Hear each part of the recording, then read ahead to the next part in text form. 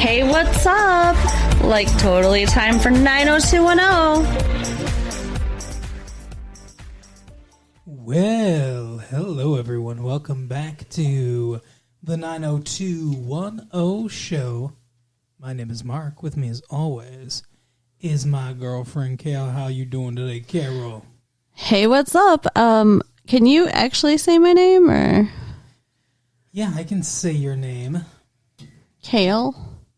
Am I a vegetable? What? I didn't say Carol. You did not. Yeah, you're right. You didn't say Carol. No, I didn't say Kale. You said, I said Kale. I said, what's going on, Carol? Carol? Oh, okay. Okay. Mm-hmm. There was no R. Whatever. What did I say, Kale? Yes. What's up, Kale? You freak. Oh, my goodness. Start calling you Mac. Can't even. Yeah, okay. You sound like you're from New York. Or no, Boston. What's up, Mac? Okay. Mac, come down to the yard, Mac. You do. You sound like you're from Boston. Say it. Say Mac. Mac. Yeah. You do. What the We found an accent you can do. Okay. But only my name. Oh, my goodness. Anyway. Speaking of people doing terrible accents, Brandon's on this episode. What? He does the, oh, dude. Oh, yeah? You're harshing my buzz, dude. Or, hey, geezer. What is that accent? California. Surfer dude accent. It's awful. Oh, gnarly waves, dude. Yeah. Yeah, it's very It sounds like Keanu Reeves. California. Keanu Reeves is from Hawaii, but also I think he grew up in California. I don't know. I don't know. Anyway, we watched The Unreal World. Remember when we watched The Real World for a little while? Yeah. And then we just fucking stopped because it was not good. It really wasn't. It was so sad. The first seasons were funnier. Were better. You mean the only season that's been out? Of The Real World? What are you talking about? I don't know anymore. The Real World started in like 1993 or 92, I think. Really? Yes! Okay. New York was the first one. We watched like season 7. Okay. Okay. What are you, insane? Apparently, I live in an alternate universe where we watched the first season of The Real World. The Real World predates our show. Okay. Yeah. They were on to something ahead of us. Well, it's funny because, like, I believe from the first season there was a dude named Tuck, and that's who Brandon's playing. Oh, really? Yeah, it's very funny. Okay. But anyway, yeah, he was like a breakout star or something like that, but everyone hated him. It's like a dick. Makes sense. But yeah, New York was the first one. I believe they were in Miami, the one we were watching. Yeah. It was so boring. But I think they did Chicago. I want to say they did New Orleans, Las Vegas, like all the major cities. Oh, I'd like to see some of those cities more than Miami. Yeah, it wasn't entertaining. No. There was a couple decent personalities, but it just wasn't, I don't know. I didn't like it. Yeah. Like I said, the first couple seasons were much more intriguing. But anyway, there was more like with them living together and stuff like that. I don't know. Maybe it was the newness? Yeah. Novelty is the word I was looking for, but maybe it was the novelty of it, but I don't know. But anyway, this episode is The Unreal World because they're playing parts. Yeah. Because Claire and David have a project due in their film class. Mm-hmm. And apparently Claire turned in a 20-page paper that was like outlining 6 different personalities that they were going to see in their documentary. Right, because they had a group of people that were living together on campus, I guess, 6 people. Right. 3 girls and 3 guys. It seems odd, but whatever. That they had agreed to be filmed like it's the real world. But then they backed out at the last minute. Tuck, yeah. And Tuck, who is played by an actor who looks suspiciously like my sister's boyfriend. Okay. Seth. Maybe he has a double life. Maybe. I don't know. But yeah, so they're scrambling to figure out what they're going to do since their film subjects have, just backed out. Mm-hmm. And they got in a big fight. Yeah, all of a sudden they hate each other very conveniently. Right. They didn't sow these seeds at all in any other episodes because we've barely seen them in any other episodes. But they didn't sow any of these seeds. Just all of a sudden in this episode, she's like, yes, sometimes I do think you're stupid. She's very mean to him. Yeah, and I mean, it's not in his control that these people backed out, but she's blaming him. It's not right. But he's trying to get back in her good graces, I guess, and so he problem solves this by getting 6 of their friends to come over and pretend to be these people. Well, them two. I don't know why he includes himself and Claire.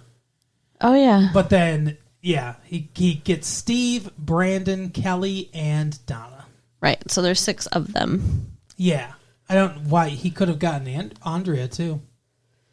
Coulda, didn't. And Dylan, but Dylan probably wouldn't have done it. No, Dylan is not a joiner. No, he's not. Dylan's big contribution to this episode was helping his sponsor, who's writing a screenplay. Yeah, we'll get to them. Yeah, it's not a very big part of the show, but it's funny. Barely even remember that it happened. Oh, I'll tell you all about it. Okay. But this is the main part of the episode, the main driving force in the episode, I would say. Yeah, so they have cameras all over the house. And prior to this, Donna's mother was over. Mm-hmm. And as she's leaving, she's basically telling Donna, David looks like he's still in love with you, and maybe you guys should try again. And Donna's like, he has a girlfriend. Yeah. Donna's mom being an awful person like usual. Right. So now everybody's on camera together. Mm-hmm. And shenanigans and hijinks ensue. Well, they're all playing parts. Right. They have character sketches of who they're supposed to be, and Donna's got a terrible British accent. Oh my God, it's awful. And Donna and David are in love with each other. Mm-hmm. David's got some big crush. How did she know this? Did Claire live with them? Did she interview them separately? How does she know this dude has a crush on somebody else when he hasn't even told the woman? That's a very good point. And my question here is, David assigned all these parts.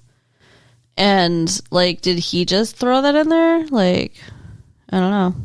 No, they're going off the sketches. The character sketches that she turned in. They're going off the character profile she turned in. So, she's the one that said that. He assigned the parts, so he assigned himself the part of the person that has a crush on Donna. Right. But he didn't put that detail in there. That detail was already there. Well, Steve's supposed to be a Texan with a drinking problem. Yeah. And it's funny because he is doing such a poor job that you can't really tell when he's acting and when he's not acting. Right. Well, that's the thing. So I think David only has one scene really where he gives an interview where he's playing his character.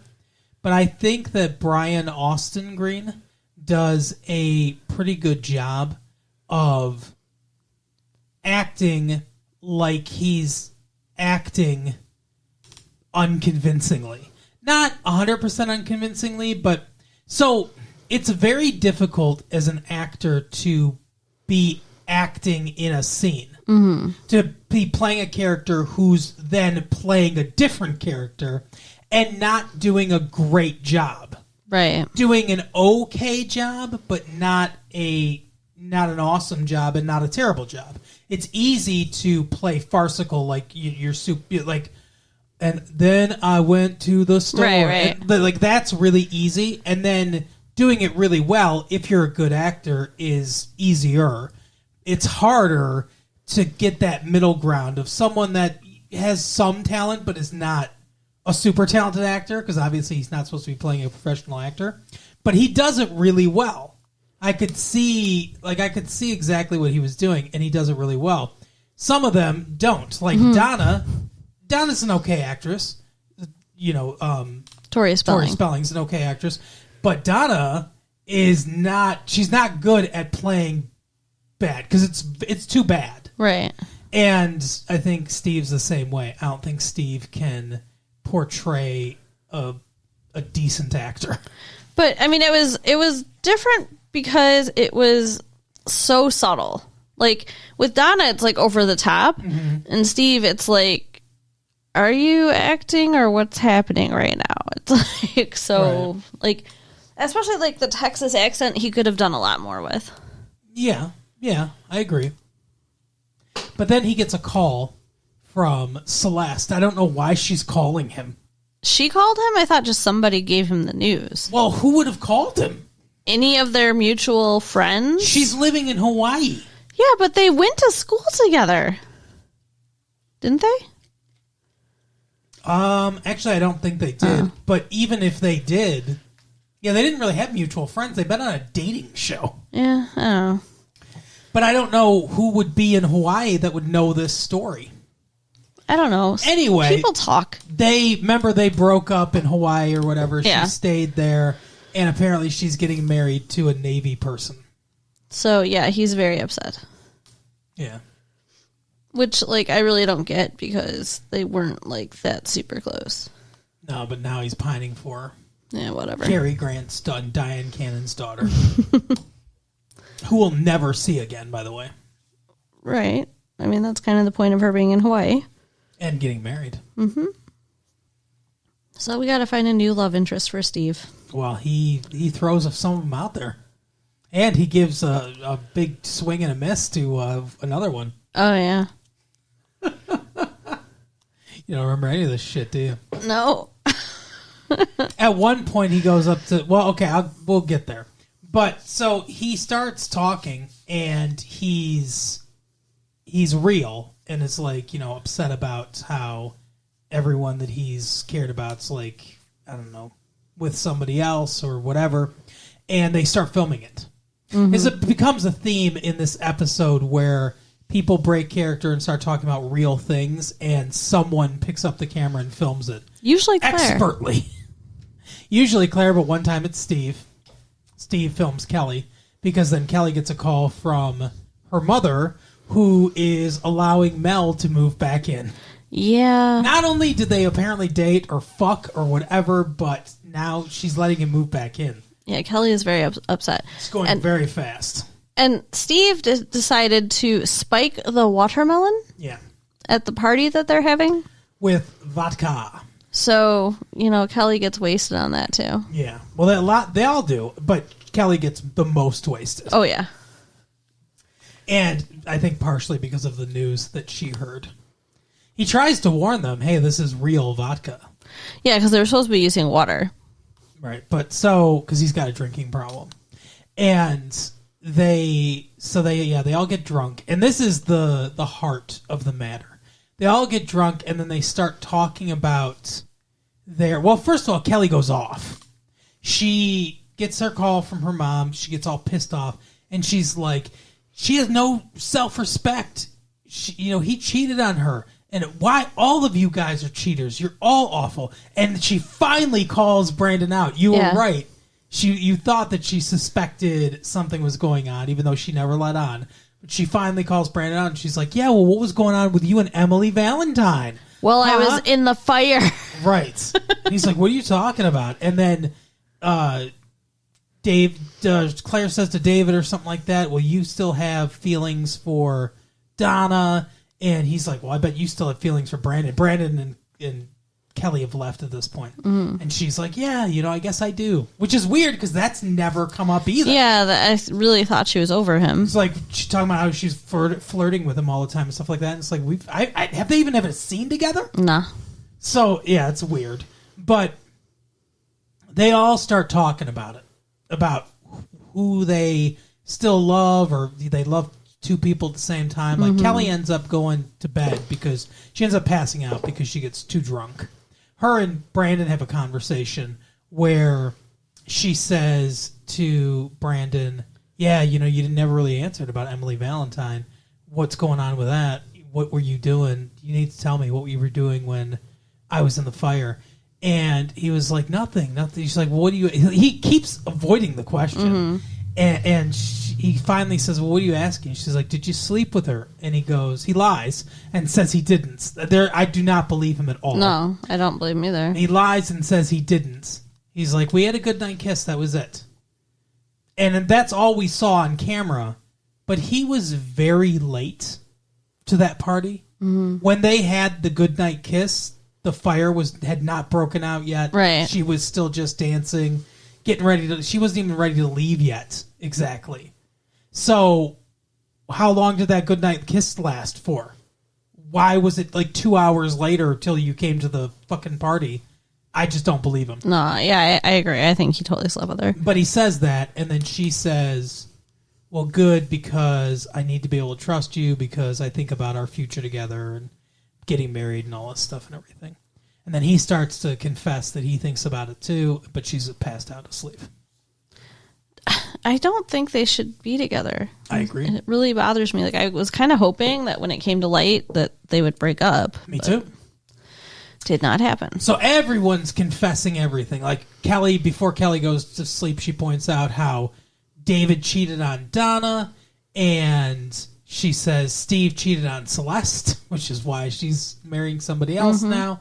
That Brandon cheated on her, and David cheated, or not David, Dylan cheated too.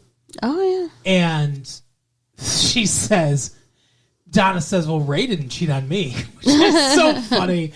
And Donna was like, you don't know. He's probably got a little thing on the side or whatever. Yeah. And, I mean, even if he hadn't already cheated, the fact that he's on the road without her, I think, like, you just assume. Yeah.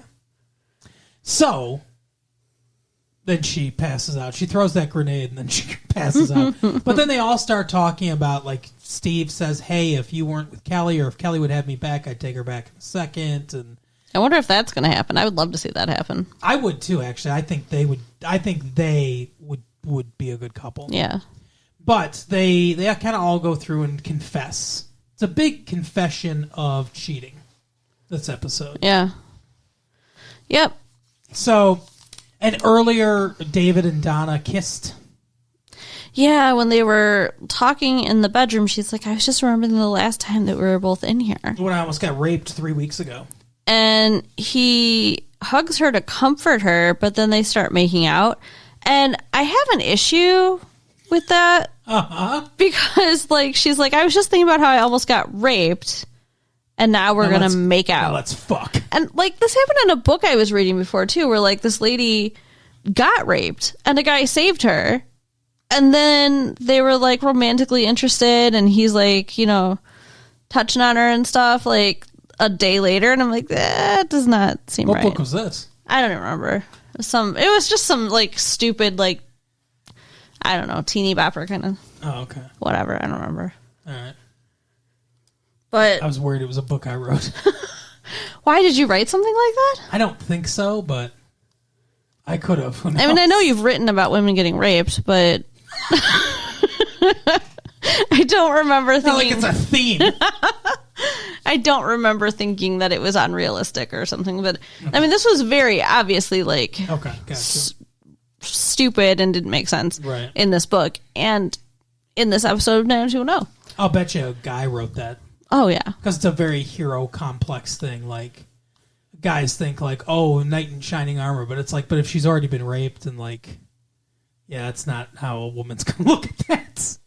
Yeah, I guess my hero. I guess that makes sense. That's probably where they're going with this episode too. We're like, oh, I'm just remembering how you saved me instead of remembering how I almost got violated. But that's a trauma, yeah. Especially if you've actually been raped, not just attempted. But anyway, so that kind of happens, and everyone sort of confesses stuff. So who knows? Everything's up in the air now. Well, and Claire saw Donna and David kiss on the camera. And then she kisses Steve.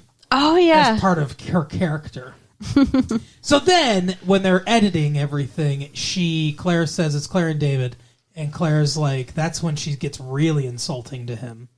And he's like, she says, what are we going to use? The best stuff is when they're not in character. And he's like, yeah, but that's not what we said we were going to turn in. Right. So that stuff has to get cut out. And she's like, no, I can finesse it this way or that way. And he's like, yeah, I don't care. He's like, I'm not the great Nazi or whatever. And then she starts arguing with him. They get into an argument. And finally he goes, yeah, well, you know what? Let's just end this. Finally. And she says, just like that. Which is like, you're being really mean to him and like pushing him away. What do you mean just like that? Yeah. And he goes, yeah, fine. She's like, well, guess what? I don't care then. I'm glad. And then she storms off. And then, this is a bad acting moment from Brian Austin Green. He kind of pauses, gets this smirk on his face. Camera pans to him looking at Donna on the video. And he goes, yeah, I'm all right with it too, or whatever. Yeah, it was pretty cheesy. But yeah, so that's how. So their relationship gets blown up. It looks like Brandon and Kelly are probably closer together. Ugh. And I don't know about the rest of them. Steve does go up to Donna the next day and basically suggests that they make out or whatever. And Donna's like, whatever, like she pulls a Claire and is like, as if, and then just kind of walks away and like he's like, oh, you can't blame me for trying or whatever. Wow. It's like, it's so weird because he even says that he kind of misses, I don't know, Kelly Kapowski. What's her name? Valerie. Right. Oh, Valerie. Yeah, and then Valerie in this episode. Valerie is just a lying whore. So she's been living in this hotel. You hate her so much. Why do you hate her so much? Because she's just awful. She's slimy. There's nothing good about her. But she's so pretty. Who cares? I'm not fucking her, so I don't care that she's pretty. I care that she's a shitty person. All right. Anyway. No one's fucking her. No, she can't get fucked. Well, we'll get there. So she asked to put something on her room tab. I don't remember what. An outfit. An outfit from the shop. Okay. And the dude's like, no, actually, we were just informed that your account is closed. And frozen or whatever. Yeah. You got to talk to the manager. And she's just like, oh my goodness, how could this be? Blah, blah, blah, blah, blah. Tirade.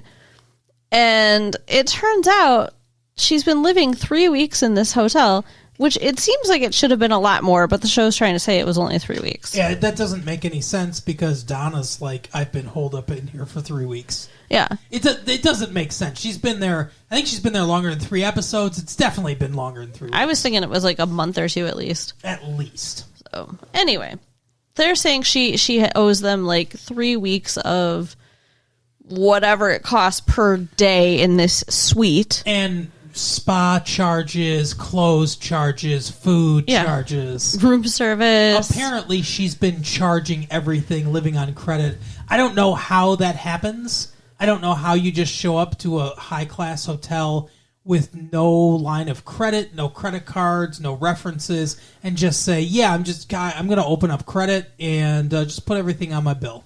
Maybe she gave them some money up front. Maybe, because I guess. She had a lot of money when she moved in. Yeah, I have no idea, but maybe. I mean, but yeah, the whole thing doesn't make a ton of sense, but it explains why she's been able to continually afford to live there when we're like, how is she getting any money? She blew a bunch of money on buying that club. Yeah, she bought a club and a car. So she says to the guy that runs the hotel manager, she's like, maybe I could get a special rate on my room. And he's like, yeah, you're getting the special rate already. And she's like, yeah, but I was thinking maybe you and I could be creative. Right. And then she pulls a stereo out and pushes play, and it goes round. Right. And the guy goes, she's like, what do you say? And he goes, I say we take every major credit card. Or personal check if you prefer. Right. So that's a no. to fucking her to She erase keeps her tab. offering her pussy up to pay people.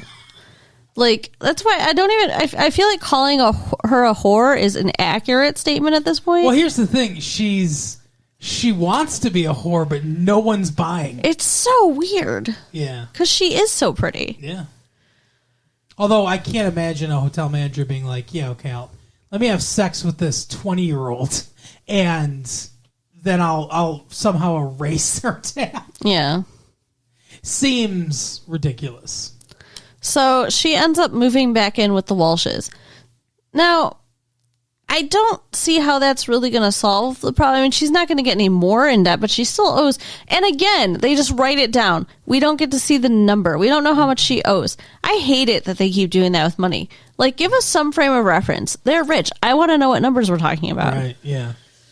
I want a fucking spreadsheet of their expenses and how much they make. I just want to know how much she owes. What do you think? 3 weeks in a thing like that with food and spa and stuff like that. 3 weeks. I'm going to guess in the neighborhood of $35,000. Holy shit. Really? Yeah. That suite is probably like, I'm going to guess at least $500 a night. Okay. Probably more, because it's a really ritzy hotel, but at least $500 a night is my guess. If you're talking about 15 days. So that would only be $7,500, but then there's the clothes and the food and the spa. Right. Yeah, I don't know. I think that would be $12,500. 15 times 5. But... What? Oh, wait, no, you're right. I guess you're right. Wow. Wow. I was thinking 25. I was thinking 25 times 5. I don't know why you're timesing anything by 5, but... 500. Okay, but it was 15 days, $500, so it's 15 divided in half. I was thinking 25 days at $500. Oh, but you said 15. Yeah, but 25 is closer to 3 actual weeks. Okay. I realize that we probably should not be discussing the math here. Nobody cares. You want the money. Anyway, I'm thinking it's between $20,000 and $30,000. Okay. So now she has moved back with the Walshes, even though she owns a club. Mm-hmm. Like, it's so dumb. Sleep at the club. Yeah. Sleep at the club, or, don't spend all your money and, get a little apartment or something, because she has some income now. Yeah. Whatever. It's ridiculous. And she says, she goes upstairs. She's like, oh, it's so nice to be home, Cindy. And Jim's all pissed off that she's back. And he smelled pot, and he's mad about it. He says that to Brandon, and Brandon's like, don't ask, don't tell, geezer. Because he's playing his part. Right. So then we get to Andrea and Jesse. Well, we're not done with Valerie yet. Oh, okay. What else we got going on with Valerie? As you said, she's got somebody playing the club, and they're having some kind of movie premiere. And Dylan is with his sponsor again. It's like his new favorite person. And they're in the Peach Pit.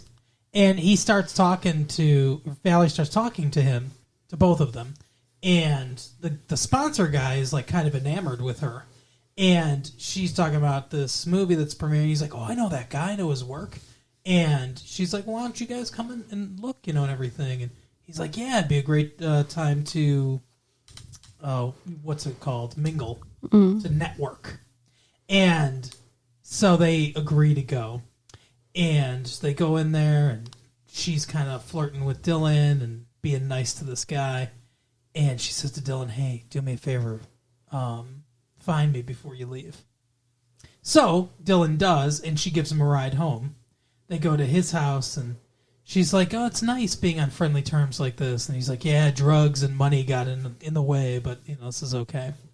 And she says, I've missed you so much or whatever. And he goes, yeah, I think I like this better platonic. And she says, I can do that. And then she gets really close to him and she goes, but I'd rather not. It's like, oh, that's bad. She's like, yeah. And then he closes the door and grabs her and he's like, yeah, it's bad or whatever. And like starts making out with her. So I'm sure it's only going to be one time, but she's getting laid again. Congratulations to you, Valerie. And Dylan, what are you doing? You know, you're just going to like, after you fuck her, you're just going to be like, oh, yeah, get out, by the way. Yeah. It's like, I don't like him either in this situation. Yeah, I don't like either of them. I don't like them together. But they are together for at least another... Until another member of the cast member catches her eye. Maybe she'll try to sleep with Brandon now that they're in the same... They're adjoining rooms again. Maybe. It does seem like a pastime she would enjoy. Mm-hmm.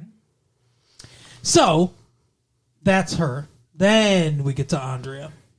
So yeah, tell us about that. Because you don't remember anything about it. Why are you going to call me out? I've had to do so much of your job in this episode. I've had to recount so much stuff while you just sit there and patiently listen like you're an audience member. Like, oh, that's what I missed. Okay. I was tired. Jeez. So, Jesse finds this old chair. And he's like, it's all broken and shit. He's like, hey, look what I found when I was jogging. It's trash. My dad used to do that too, by the way. I don't know if your dad ever did that, but my dad used to find trash and he'd bring it home. No. Like, look at this recliner. We just need to clean it and stuff. My mom was always like, get that out of the fucking house. But he would do that. He'd drive home and he'd be like, hey, look what I found. Someone's throwing this out. Yeah, no. I don't think my dad ever brought trash home. No, my dad did. Anyway, so he finds this old broken chair, and he's like, hey, we sand it, paint it, fix it. Didn't you ever take wood shop? And she says, yeah, I got a C. Well, in class, I got a C in. He's like, yeah, well, I passed with honors, so I'll supervise. So then they start painting the chair and, everything. They're working on it. Everything's going well. They're kissing and stuff like that. He's like, oh, it's been so long since we've had fun doing something like this, and they end up sleeping with each other. And then next morning, they're talking. First of all, she says, like, hey, I need to tell you something beforehand, before they start, doing the chair. And he's like, oh, what? And she's like, just, I love you. She like chickens out. And then, speaking of the theme of confessions of cheating, next morning comes, and she's like, Jesse, there's something I got to tell you. And he's like, oh, what's going on? And she says, I've been seeing a therapist about our marriage. And they've helped me realize that we need honesty in our marriage. And he goes, oh. He's like, yeah, I guess we haven't had a lot of that lately, huh? She's like, no, we haven't. And he goes, I guess I haven't been hiding it very well. I've been crawling up the walls. Been just dying to tell you. I've been hurting to keep this inside. And she's like, what? And he goes, when I was in Kansas City and I told you that I went out and played poker that one night, I was at a restaurant with a hot young paralegal or whatever, I don't know, law clerk or something. He's like, it was just supposed to be dinner. That's all it was going to be. And she invited me back to her hotel. And, I was just going to walk her home. We ended up in bed together. It's like I felt so bad about it. So he cheated on her. Mm-hmm. And she just like mouth agape. And that's how the episode ends. So she doesn't even confess her cheating yet. Oh. Seriously? Mm-hmm. Because I did drift off for a minute, thought that he was confessing because she had confessed. No. All she confessed was that she had gone to therapy about their marriage. So, in my opinion, incredibly out of character for Jesse. They make him cheat so that it's even so they can stay together. I mean, yeah, that's probably why they're doing it, but I wouldn't go so far as to say it's out of character for Jesse because he is a young man in college who was away from his wife for a long period of time, several times, right? And they were having a lot of problems. Yeah. And so it stemming from her cheating. Okay. That he didn't know, but yeah.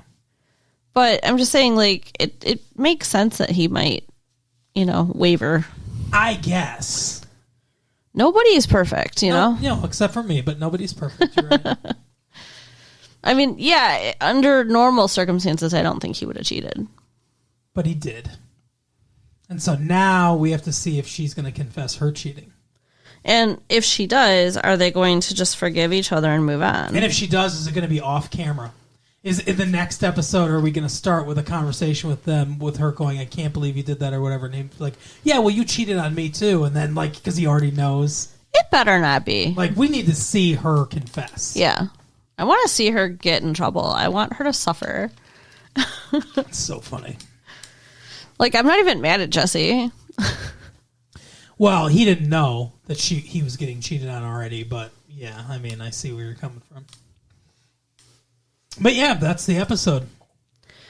So go ahead and write us, latefee1994 at AOL.com. Check out the website at www.retrolatefee.com and share the tapes with your friends. All right, we'll see you next time. Bye. Bye.